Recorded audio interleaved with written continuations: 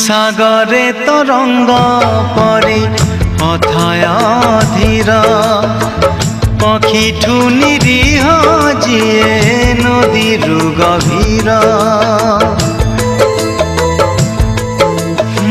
সাগরে তরঙ্গ পরে অথয়